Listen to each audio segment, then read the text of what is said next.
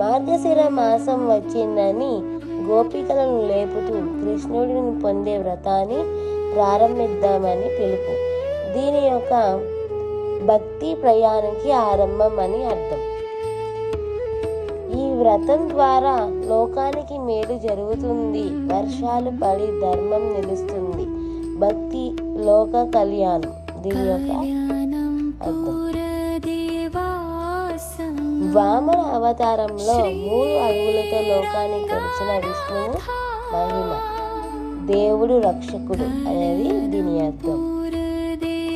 వర్ష దేవతలను ప్రార్థిస్తూ భూమికి సన్యాస మాలత్వం రావాలని ప్రకృతి భక్తి సంబంధం. దీని యొక్క అర్థం. మాయనైన కృష్ణుడి గుణాలు వర్ణిస్తూ ఆయన కృప కోరడం, లీలల ద్వారా భక్తి. దీని యొక్క అర్థం. ఉదయం పక్షుల శబ్దాలు ఆలస్య చేయక వ్రతాన్ని లేవమని సూచన. ఆలస్యం భక్తికి అడ్డంకి. దీని యొక్క అర్థం.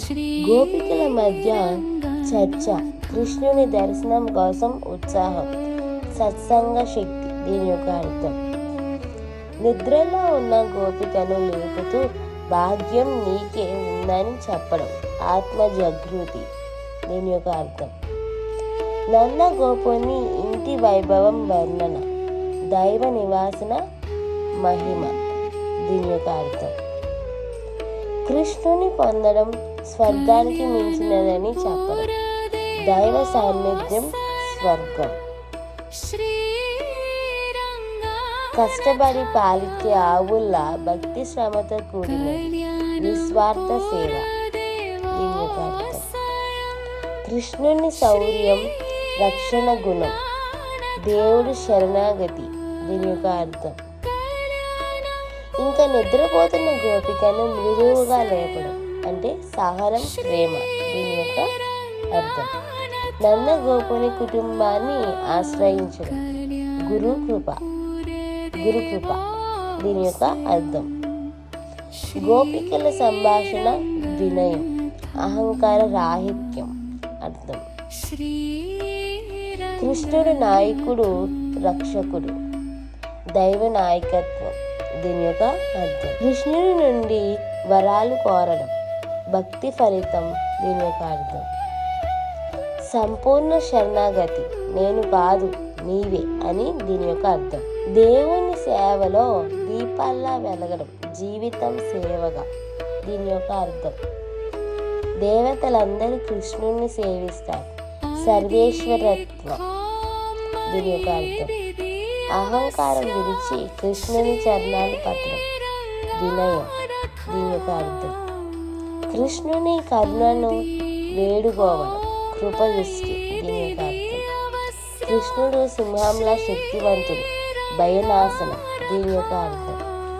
లోకాన్ని రక్షించిన కృష్ణుడు మనల్ని కూడా రక్షిస్తాడు, విశ్వాసం.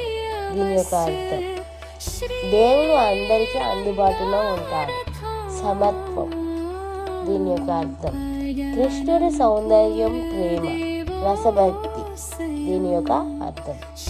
కృష్ణుడు కోరిన దానికంటే ఎక్కువ ఇస్తాడు, అనుగ్రహ పరిపూర్ణత. దీని యొక్క అర్థం. కృష్ణునికి సంపూర్ణ శరణగతి, దాస్య భావం. దీని యొక్క అర్థం. ఉదయాన్నే దేవుణ్ణి స్మరణ, నిత్య భక్తి. దీని యొక్క అర్థం. ఈ తిరుపవై పాడే వారికి కృష్ణ కృప శాశ్వతం, ఫలశ్రుతి. దీని యొక్క అర్థం. తిరుపవై = శరణాగతి, మార్గంలో జీవితాత్మను పరమాత్మతో కలిపే అమృత గ్రంథం. దీని యొక్క సారాంశం. ఇలాంటి మరిన్ని భక్తి కథలు, గీతలు, దివ్య కళ్యాణ మహోత్సవాల కోసం అమృత 79 డివోషనల్ వ్లాగ్స్ అండ్ స్టోరీస్ ఛానల్ని సబ్స్క్రైబ్ చేయండి. గోదాదేవి కృప మీ అందరిపై ఉండాలి. జై శ్రీరంగనాథ, జై గోదాదేవి.